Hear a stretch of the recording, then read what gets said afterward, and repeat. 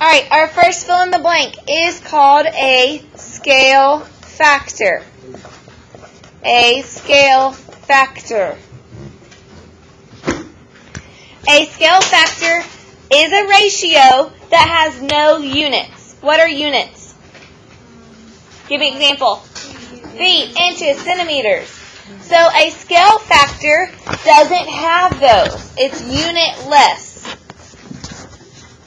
Okay, it doesn't have any units. You always write the length of the model first. Okay, so this is actually right here. This is where 7-7 starts. Does anybody have a mini replica of something really cool? For example, does anybody have like a bobblehead of a really cool player?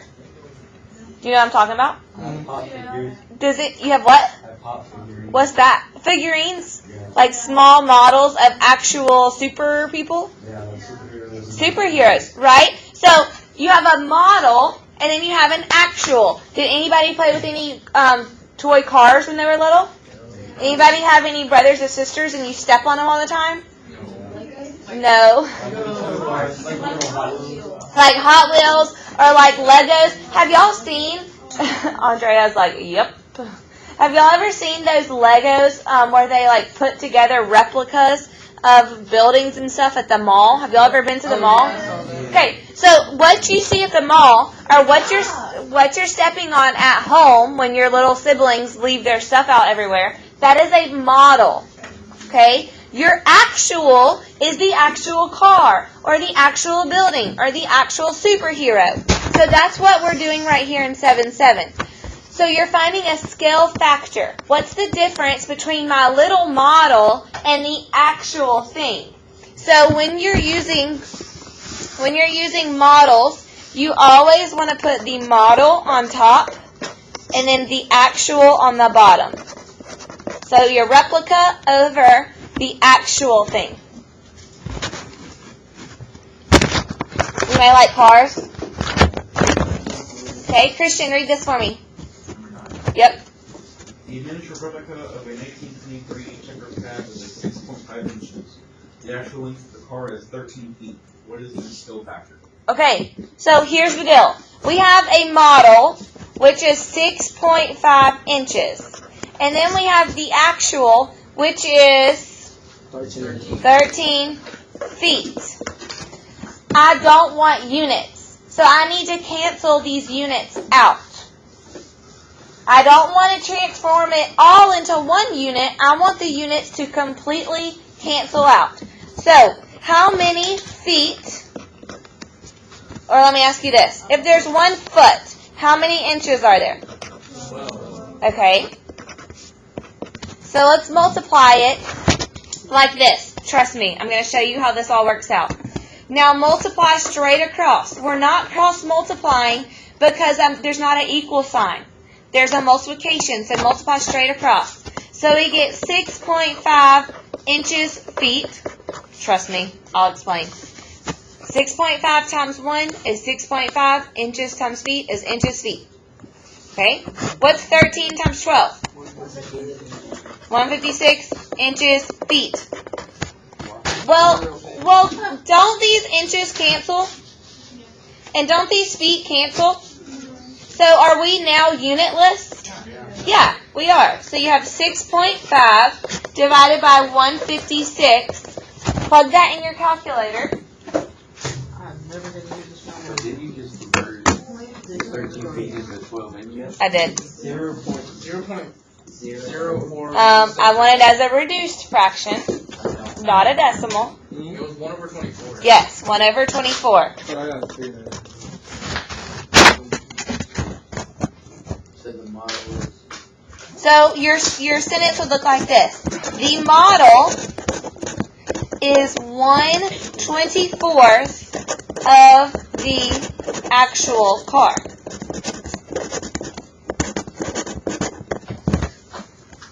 Pretty cool, huh? No. I think so.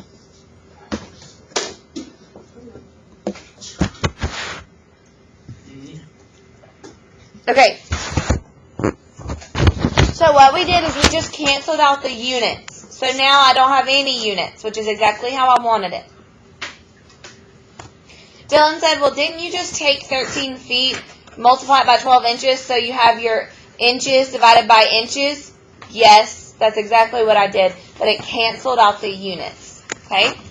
If a map scale is 1 inch to every 50 miles, and the distance between the map point A to point B is 3.5 inches, how many miles apart are point A and B? It's a proportion. It's a proportion. So what do we do? 1x plus. Cross multiply. So you get 1x equals 50 times 3.5. Does it matter where you put the 3.5? Does it matter if you put it on the bottom or the top? Okay, so let me explain this. You see how you have your 1 inch to 3 inch on top? That's important. And then you're going to have your miles to how many miles on bottom. So those need to be proportional. So they gave you a scale factor of 1 inch to 50 miles.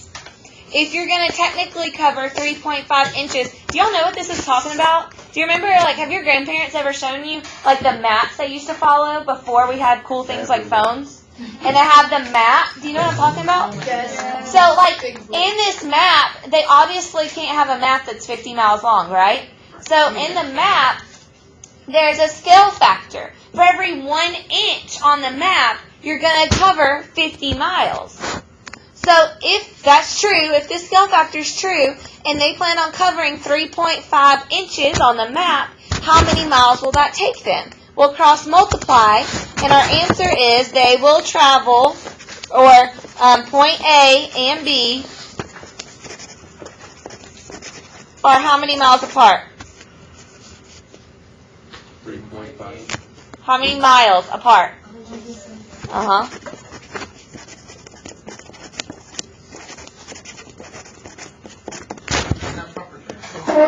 Point A and B are 175 miles. I don't know. I always get that confused. A part or a part? I don't know. I read today, but then you Yes. Yes. What is that? So like it's a proportional every time you see it equals like. Yes. If it's a proportion, if they're set equal to. That's when you cross multiply, when there's an equal sign. If there's not an equal sign, you multiply straight across. Alright guys, what I want you to do is I want you to finish 10 and 11 on this practice. Remember, on number 10, you put model over actual, and I want it to be unitless. Unitless. So cancel out the units. But really, it's not unitless at all. It's for every 1 inch is 24 inches. Yeah. But what if you didn't want to use inches? What if you want to use feet? That's why they call it unitless. Because technically it could be 1 foot to 24 feet as well. Yes. Point A, the length of a model is 18 inches and 48 feet. So if you have you're not setting up your proportion, we're doing it just like we did this one right here. Just like this one. So you have 6.5 to 1 feet and 12 feet. So equal 4.5. 18 times 1 and 48 times 12. Don't set up for proportion.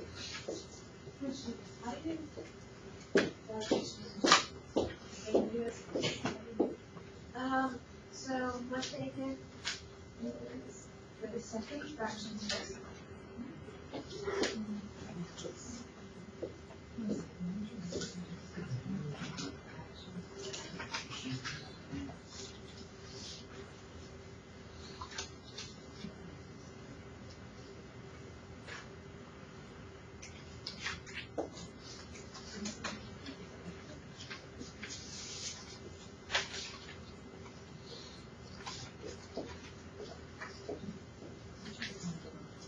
for every 1 foot is 12 inches. So you don't actually want to set these equal. You're just multiplying these. That way when you have your feet here and your inches here, these cancel. Yeah, you're just converting 8 Yeah. inches or inches. Okay, so just now reduce. You should have, let's say 19. You're not adding, you're multiplying. It's going to be 18. And then you reduce. Same thing there. Don't set them equal. Don't set them equal. Multiply straight across. Right on top inches. The 18 divided by 48 for every one, there's 12. But it's 12. And one.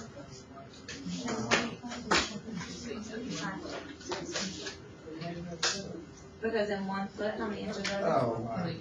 Oh, alright, good.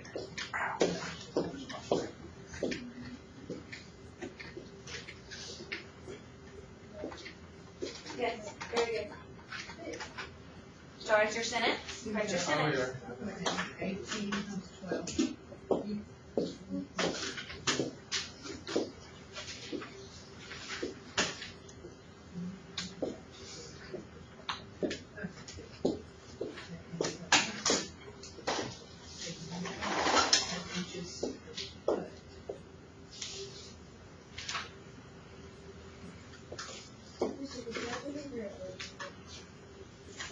Can you what? You should remember. And then you just reduce it.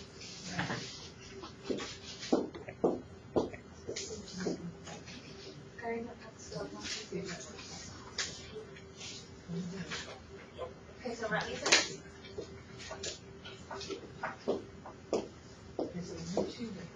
This class is flying by. You did that by yourself. Good job, write me a sentence. Good job. Good job. Write me a sentence.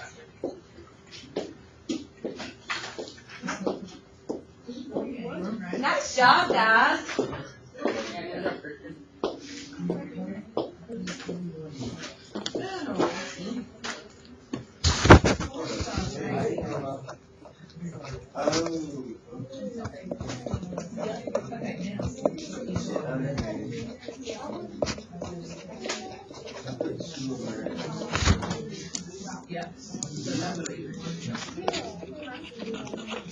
For the distance is 200 between both of the towns. Yeah, good job. So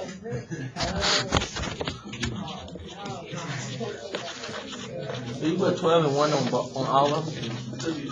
If it's going from feet to inches, yeah. Guys, you gonna play me basketball here? Alright, check your answer for number 10. Number, Wait, did I do that wrong? 18 divided by 576. 1 over 32. I'm sorry, you're right. I was doing the notes again. I was doing the notes. Wasn't the answer to the notes 124th? Yeah. The model is 132 is actual train. Okay, so on 11, 1 centimeter to mile, centimeter to mile, and your answer should be 200 miles. But write me a sentence. The distance between the 2 miles is the distance between the 2 cities is 200 miles.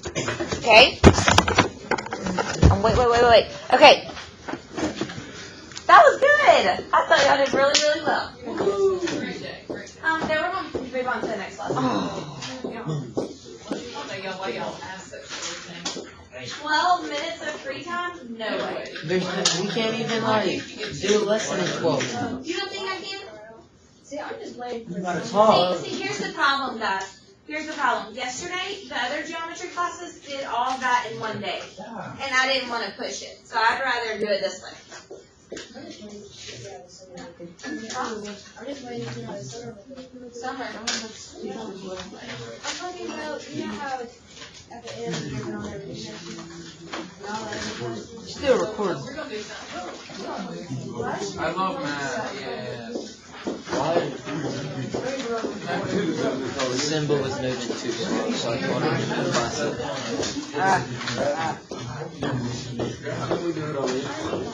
I don't know. I didn't want it to go too fast. She didn't want to put too much stress on y'all. All right. Huh? That's what we just heard, 7.7. All right, guys. So, listen.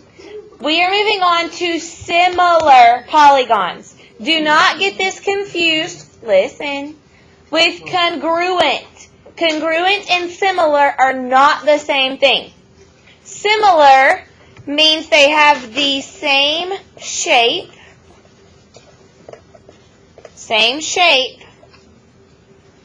but not necessarily the same size.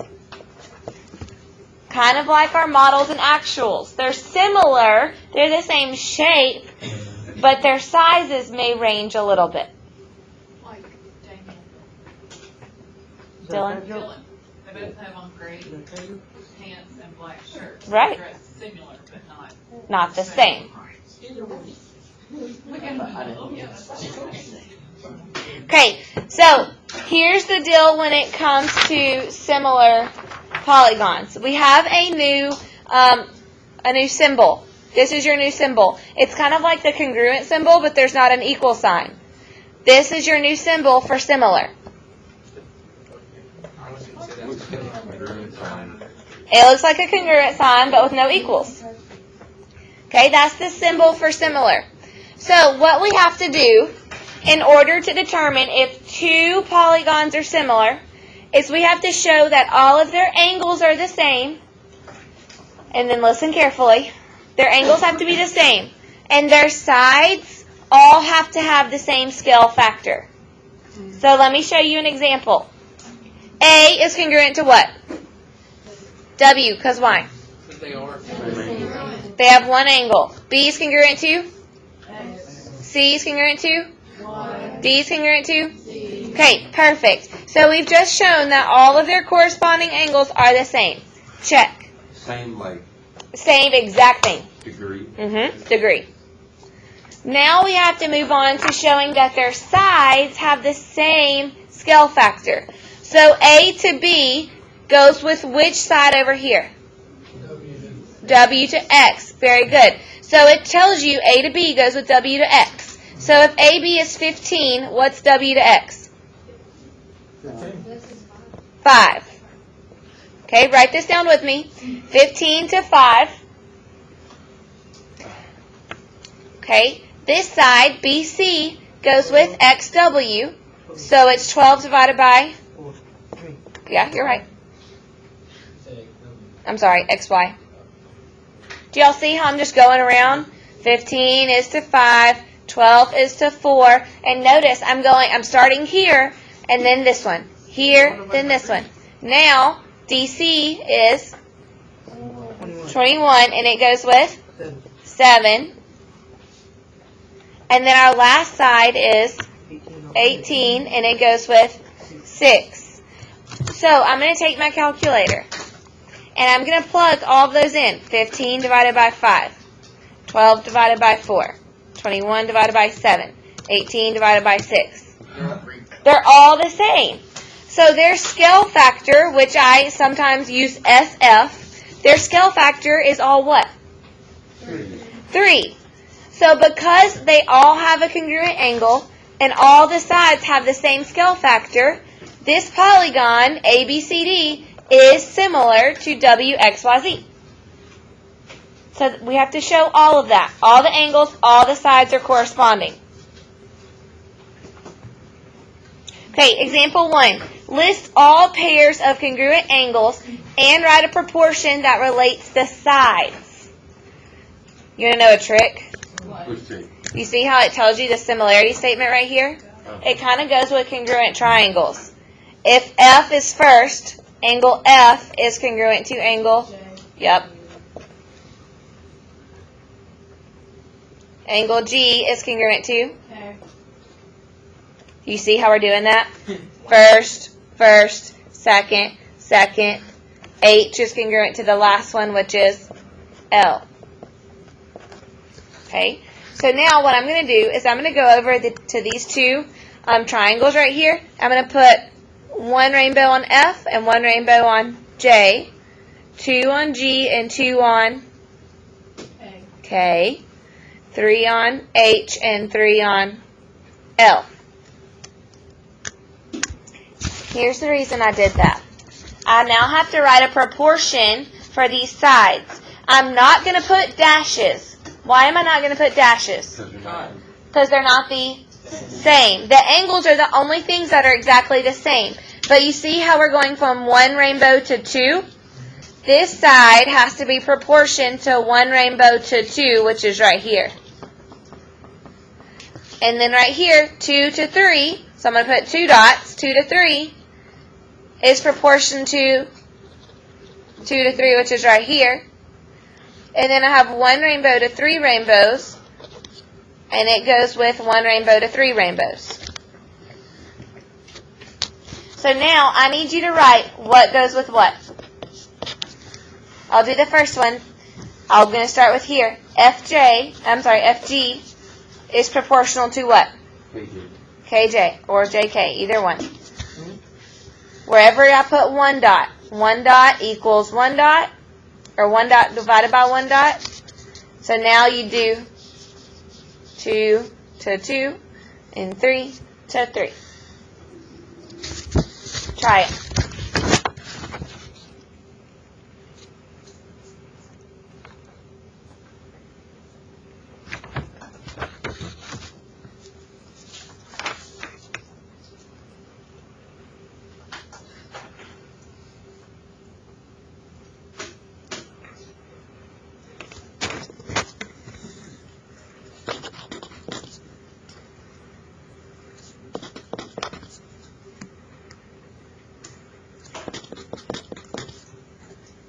Did yours look like this? Yes. It can't be upside. It can't be flipped up and down, but it can be flipped side to side, like H to F. Do you want to know another shortcut? The similarity statement. The first 2 are FG, right? So it sets over JK. You see it?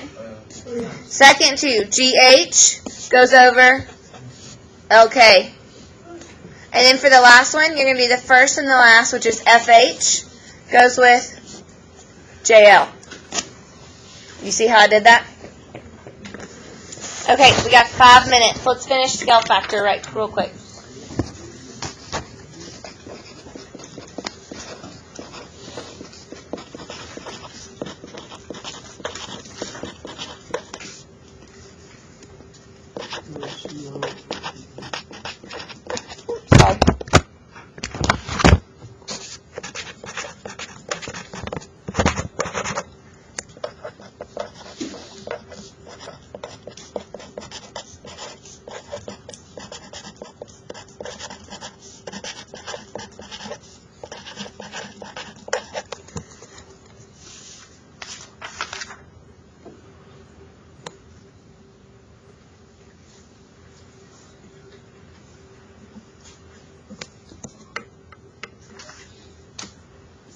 So the scale factor is what we did up here. It's just the ratio of the lengths of corresponding sides of 2 polygons. So it's the proportion between 2 sides, basically. All right, we're almost done. Let's go to the next page.